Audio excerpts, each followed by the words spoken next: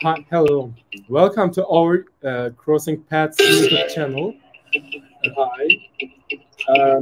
Hello. Welcome to our Crossing Paths YouTube channel. I'm really sorry for that. Okay. Hello. Welcome to our Crossing Paths YouTube channel. Today's guest is Mai Sha.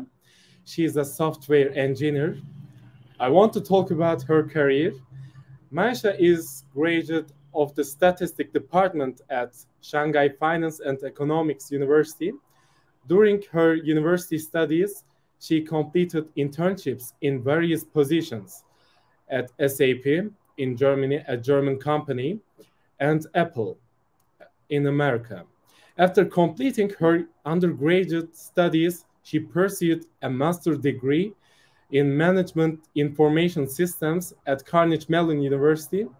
During her master's program, she worked as a software engineer intern at Quip'te. In the summer of 2020, she joined the DevPaths program and received a job offer from Staj. She currently works as a software engineer at Staj. Hello, how are you? Hey, I'm good. Hey, everyone. Nice to meet you. Okay, you have a really great career. Let's go back to the beginning. How did you decide become a software engineer? I wonder, why did you study statistics? Why did you choose statistics? Oh, yeah, that's a great question. I think to begin with, I am pretty interested in the financial domain, and I love math, so I choose the statistics. And then in the university, I found that like computer science is fun, and I take the minor, though in my undergrad, the computer science doesn't require writing code. It's more about the theory, like knowledge. So I haven't get a chance to actually writing the code. So I take a master to learn the computer science more. Yeah, that's that's my journey. Okay, thank you. And when I look at your time as a student, you did internships at SAP and Apple. In general, students do internships in their home countries, and it is quite difficult to do an internship abroad. I know this both from myself and from my circle of friends. And you have done internships both in Germany and in America. How did this happen? How did you access this vision during your student days at 20s? How did you become aware of these opportunities? Yeah, I wonder. Oh, yeah. Actually, to correct that, all my internships are in my hometown. Like it's in Shanghai instead of like going abroad. So it's kind of different. And I would say the process of getting an internship in the hometown is way easier to get one in abroad, I would say. And it's more about a referral for the hometowns one. But when I was looking for internships in US, I found that it has a more standard process and yeah, really kind of harder for me at that time. Okay. Thank you. And Apple is the most well-known company in the world. How does Apple's internships application work? Oh yeah. I would say it's still different than like US and abroad process because for that one I did my friend gave me a like referral to their team like since she is ending the internship, so the process is kind of different. And then we did a few interviews. It's the PM role, like project management instead of software. So I didn't do like coding. It's more about talking about the projects and sharing the experience. Okay, thank you. And at last, what factors did you consider when choosing universities and internships? What should we pay the most attention to when choosing internship university? You mean the master's one? Bachelor's degree and bachelor's internship. Got it. Yeah, I think at that stage I really wanted to get a software engineering one, but to be honest, I was not able to because I cannot coding at that time. So I tried to find the tech companies that will help me to pursue a master degree in a more tech domain. And then like I was trying to make a switch from a financial background to a software background, and SAP and Apple, I think they definitely help me with all my application. So that's my consideration at that time. So I all focused on the like tech companies. I didn't got to pursue like financial ones at that time. Okay. Yeah. Okay. After your bachelor's degree, you did a master's degree at one of the world's leading universities in the USA, in Carnegie Mellon. It's best universities in USA. Which universities did you apply, and why did you choose Carnegie Mellon? And I wonder why information systems management? Yeah. Yeah, good question. I applied for over 20 universities for my master degree. As I mentioned, I want to switch to software engineer, but it's kind of hard to get a like computer science master without that matched background. So I try to find the one that cross the domain, and information systems is the one that contains, I would say, half financial econ and project management, and then the another half is like you can choose the computer science courses and they teach you very basic data structures, and then if you wanted to have more advanced courses you can also choose them. So that's how I decided to get the information systems. And to keep you like completely honest, I've been applying to computer science, ECE. I think it's like more about hardware, and I also apply for statistics. So I apply for a lot. Yeah. Why America? Why not Europe? Oh yeah, I guess it's more about the working visa issue. I would say for the Europe, I feel most of my friends have been go back, and I really wanted to try something new abroad. So I decided to apply for US like universities. Yeah, but I have been to like Europe back in high school. It was so fun and so good. Yeah, Europe is so fun. Yeah. And I'm studying too at Karlsruhe Institute of Technology, and I have to say, Europe is different. Yeah. Oh. Yeah. And how did you come across DevPads? And what's your story with DevPads? Oh yeah. When I finished my summer internship, it's my summer internship is back in 2020. And at that time, I guess the economic is not that good, and we didn't get to know whether we get a written offer or not by the end of the internship. We have to wait a long period. So I attend the DAPAS program, and I attend weekly, and I think I learned a lot from the mock interviews and seeing everyone practicing with the live mock interviews, because I think after I attend that session, I got to know how to, like, at first I thought like as long as I solve the question, I can get an offer, but it's not true. I realized you have to have a really good communication and explain your like thinking process and like cross like one by one to the interviews. And I have learned a lot of interview skills from this session.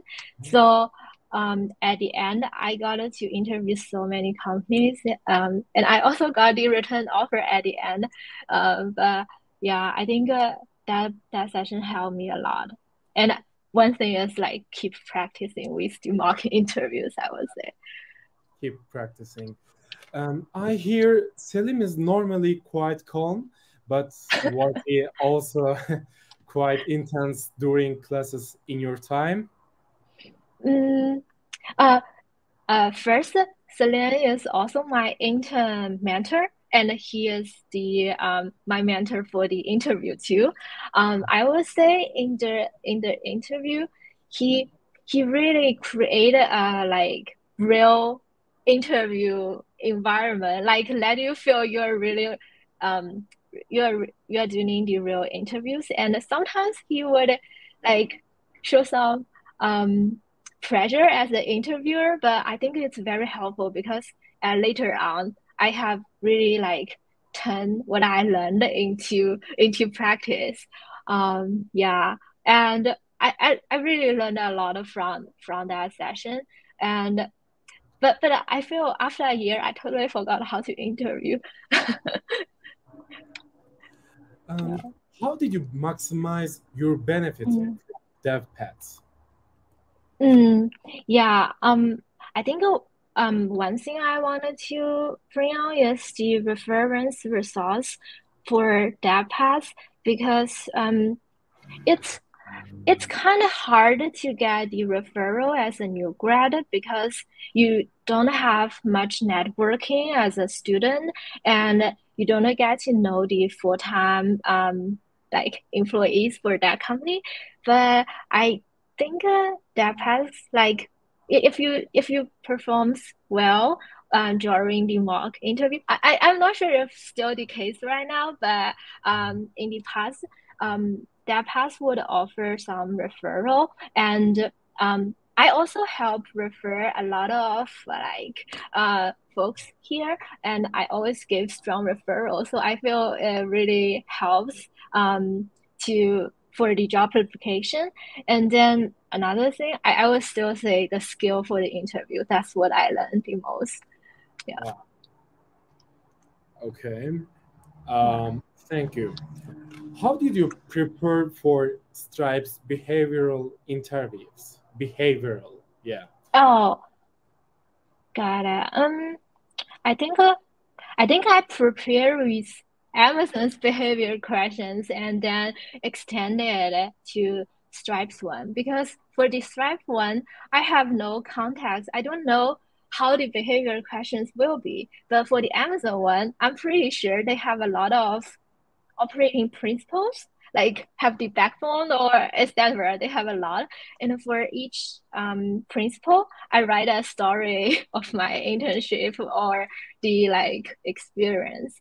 And then when I talk with the interviewers at Stripe, I can relate to those stories, but I don't feel the Stripe's behavior question is like actually asking a question. I feel it's more about chatting, like chatting your experience. They are not asking like, tell me a story when you like have conflicts with like teammate or something. Yeah. So I haven't like got those questions. Okay. Yeah. What is Stripe? Could you explain it to someone who knows nothing about it? For example, me, from both a technical and your own perspective, covering both social and engineering viewpoints? Yeah. First, I would say Stripe is a payment processing company. It's like building the payment infrastructure for mainly the startups. And because for those companies, they don't have the resource of building a payment processing on their own, and they would like to utilize the existing tools and do some integrate.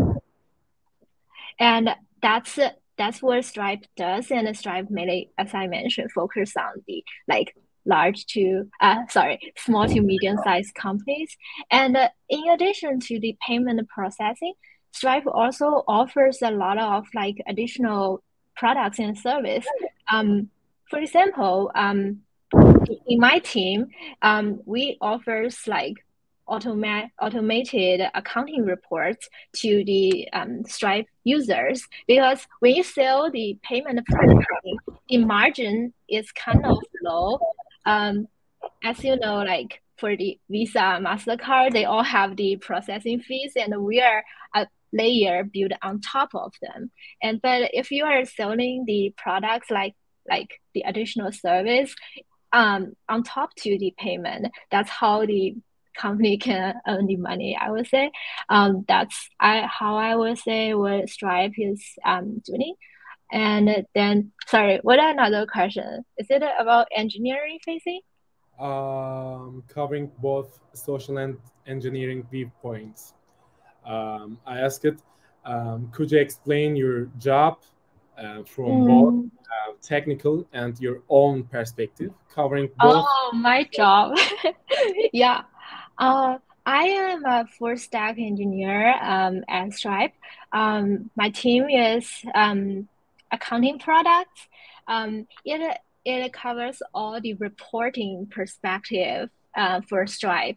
What I have worked on is a product called revenue recognition. It's a accounting product. Like with all the Stripe transactions or even the external transactions, like we automatically generate the accounting reports for them, and then we charge the bips based on the total transaction volume. That's what we do.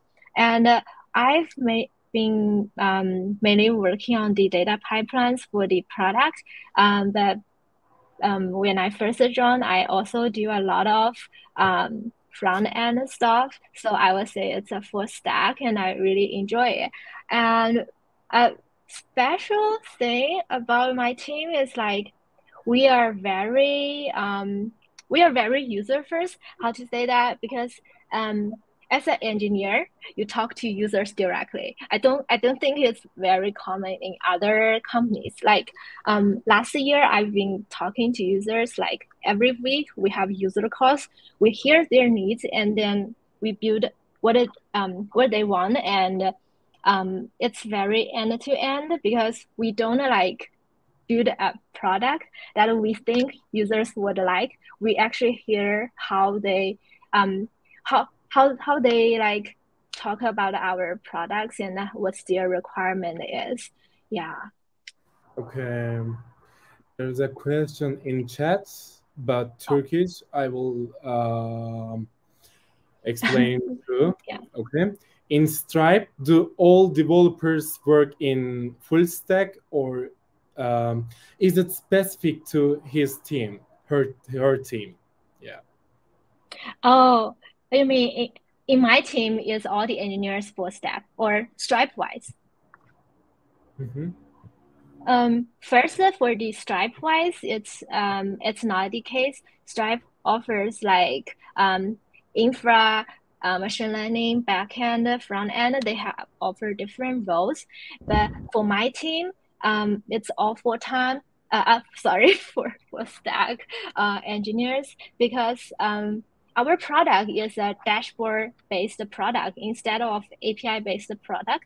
Like for the accountants, they are not they don't enjoy like calling the API, I would say, my assumption. But we are mainly building the charts, like reports for them. So it's a full stack. We don't have a backend engineer. Like you can focus more on the data pipeline, but you are still a full stack engineer. But to be honest, internally, we don't have like the job title about it, whether it's a full stack or backend. Actually, we are all software engineer. Yeah. Actually, that's nice. That's really good. Thank you. Okay.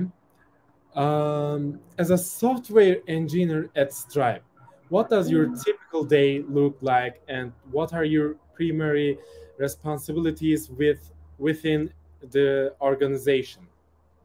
Yeah.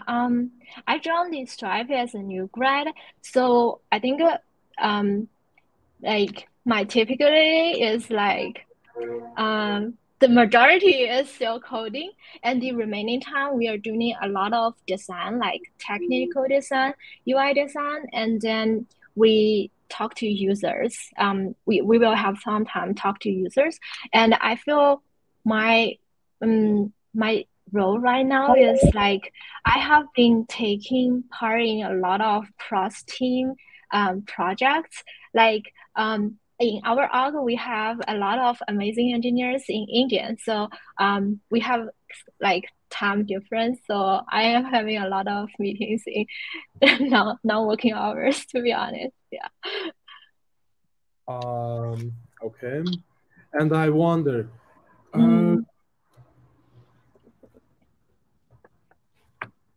I don't know how to ask. Do Silicon Valley from 50% Indian, 50% Asian? I got a question. Okay. For Stripe, not. Stripe is very, very diverse, I would say, and Asian Indian is not the majority. And then also in terms of the like another parts of the diversity, like for example, in our team we have 5 female engineers versus 3 male engineers. So I would say the diversity at Stripe is pretty good. Yeah. Where diversity is pretty good. Okay. Can you share any advice or tips for individuals who are interested in pursuing a career in software engineering or considering a similar educational path? Oh, you mean like, doing a transition from non-tech role to a tech role from it? Yeah, high tech, Silicon Valley techs. I would say, for my personal experience, I think I take when I pursuing the master degree, I take finding the job as the top priority. I feel probably you folks don't have the issue of the visa because like China and India have a really long like visa waiting process. Like you have to wait for years to get a green card or something. But other like also working in US is like we have the visa issue. So I want to find a job and I want to find the sponsorship. So I take the finding internship and the finding full-time job as priority. So taking this point of view, I have to sacrifice a little bit about my courses. How to say that? There are a lot of great courses in Carnegie Mellon, but to be honest, you cannot balance the time pretty well if you pursue all the courses you are interested in and get a good grade. So when I pursue the full-time job, I try to reduce my course load by taking a lot of like more basic courses and get myself more time to do lead coding. And I also took a course called Coding Bootcamp at Carnegie Mellon. It's like it offers mock interviews every week. So I would say if you are trying to do a switch, you have to put all your like majority of your time to like for getting a job, in my opinion. But if you have enough time, you can build your like foundations of the computer science, taking a more long period of time. For the context, my degree only takes like 1.5 years in Carnegie Mellon. So I think the time doesn't allow you to prepare everything. So you have to choose what you want for, like most. Okay. 1.5 years, Carnegie Mellon. I thought 2 years. There are a few programs. For my program, like all the time in US, it's 1 year. And then if you spend some time in Australia and then you transit to US for that program, it's like over 2 years. The difference is like if I do that program, you cannot find the internship. You cannot do internship in US because they don't sponsor the CPT. Wow. Thank you. Another question. Yeah. What would we pay attention to when preparing a CV? Separately for experienced individuals and those with no experience. Yeah. Sorry, what's the SCV? CV. Oh, CV. Oh, got it. Resume. Yeah. Yeah. The resume. First, I would say we needed to take a course that offers the course projects that you can add to your resume, because when I first joined the master degree, my like course project is kind of empty because I don't have like coding. So you have to find a course that can make you have all the projects listing down and you can tell a story. And another thing I would say is like what I tried is I put a lot of keywords and highlight. I don't know if it helps. Like as when I learn a language in school, no matter if I'm like proficient on it or not, I added the keyword about in my skills. So I was thinking when recruiters like filtering those like resumes, they might do have some that's what I assume. They might have some filter about your skills. So I try to put as many skills as I can.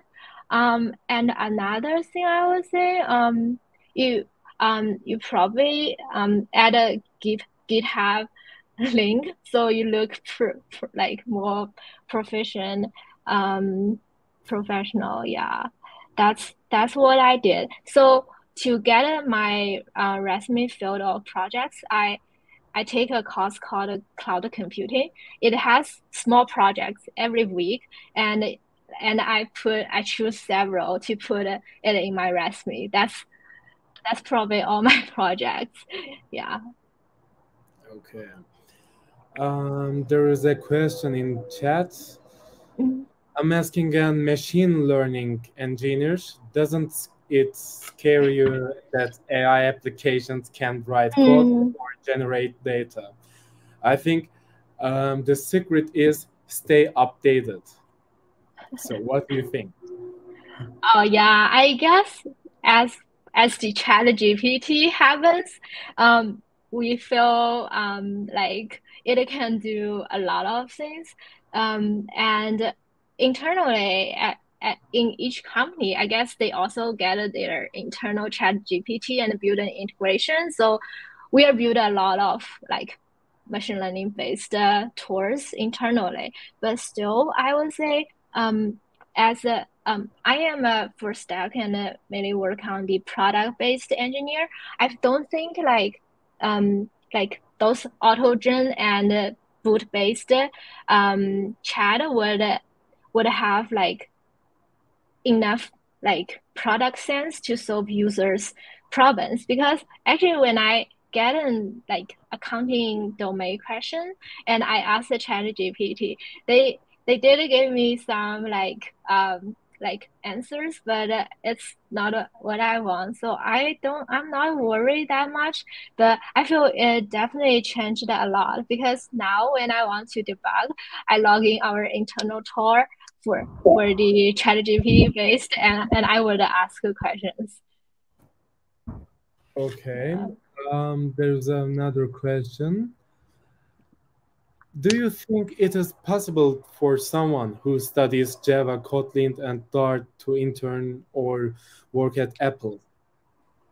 I feel language is not like it will not like restrict you from the career at every company. If I have to say, I feel the quant companies like Two Sigma or something, they probably have preference. But for Apple, I don't think so. I feel for Apple, the more important aspect is that it's not a general hire. I feel Apple is team-based hiring. So you probably wanted to find a match of your domain, your interest with the team, but it's definitely possible. And like sharing in my experience, my team's data pipeline is written in Scala. Before I joined the team, I didn't do much Scala stuff. I only take a week to do a like project in cloud computing. So when as a new grad, it's more about learning what other engineers do, and then make a some like a pattern of how you solve those like problems. Not like I feel language is definitely not a thing that really that matters. Yeah. Okay. And I would like to add to previous question. I think that these kinds of applications, ChatGPT asking to ChatGPT for codes, hinder our development a little bit. I often see this in students in my friends circle of my friends. And okay.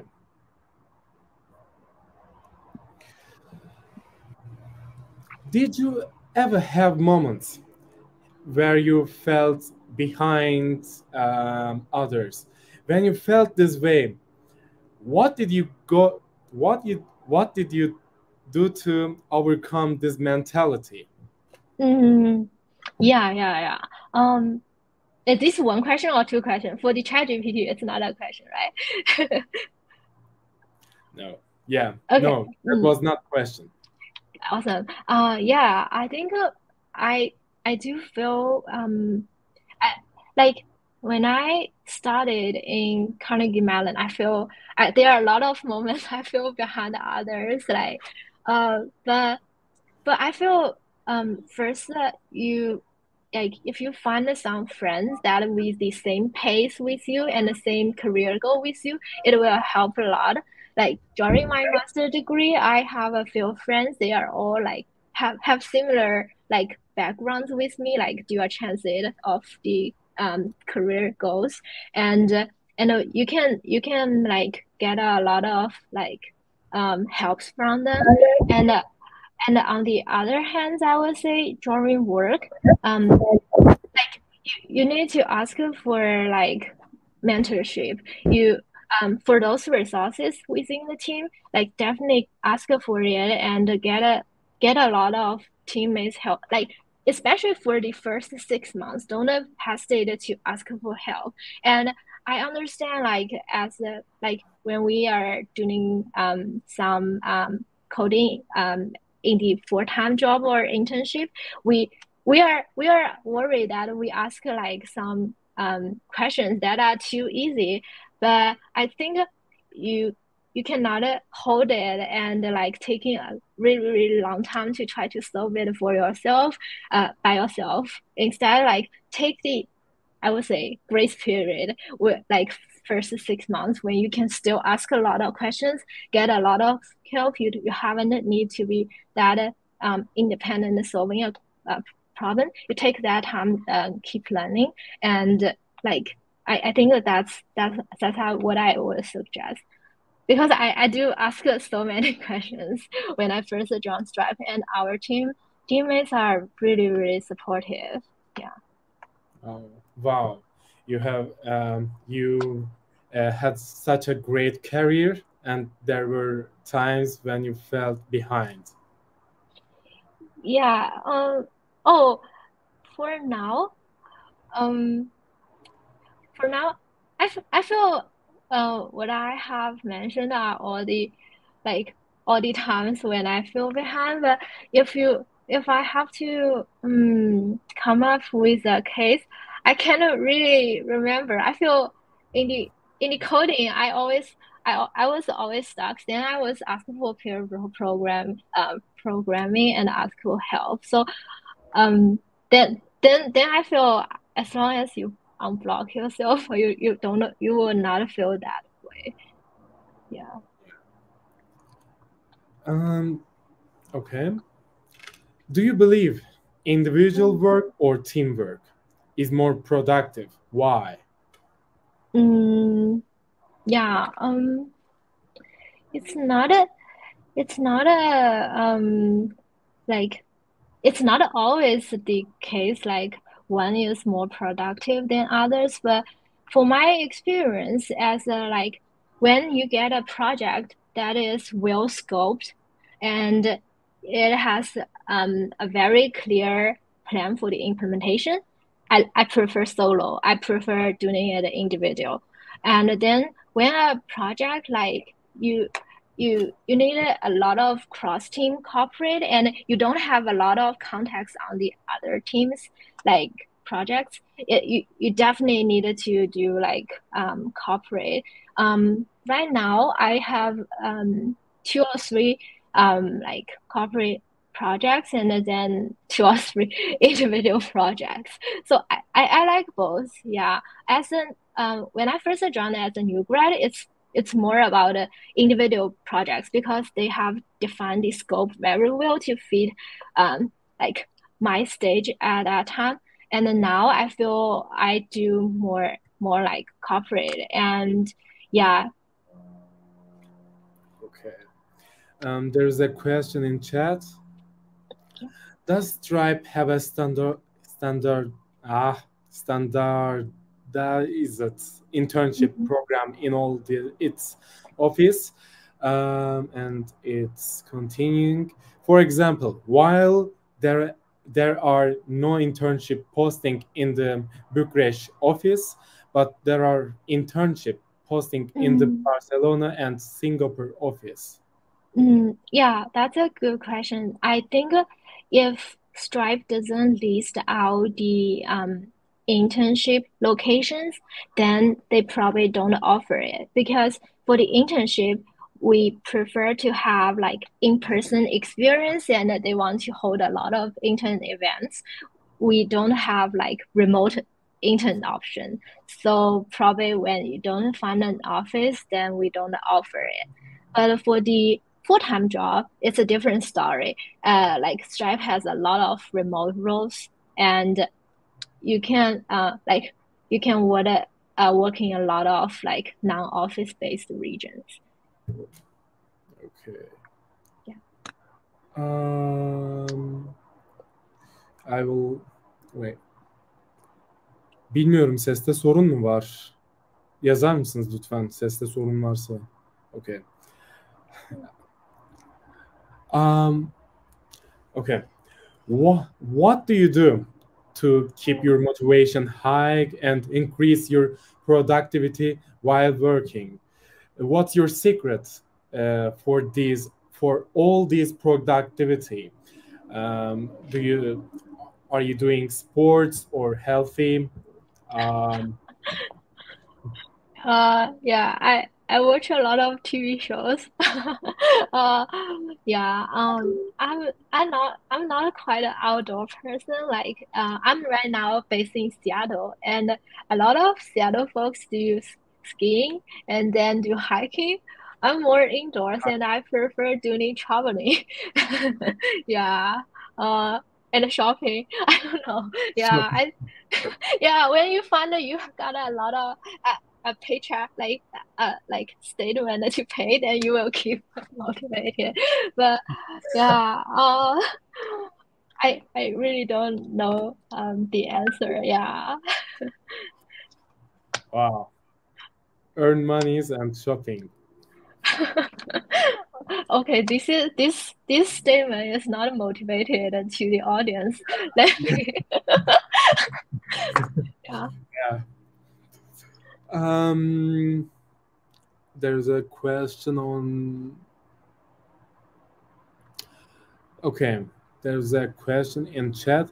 Is living out of USA disadvantage for hiring process? No. Because No? yeah, I think first like visa. Visa.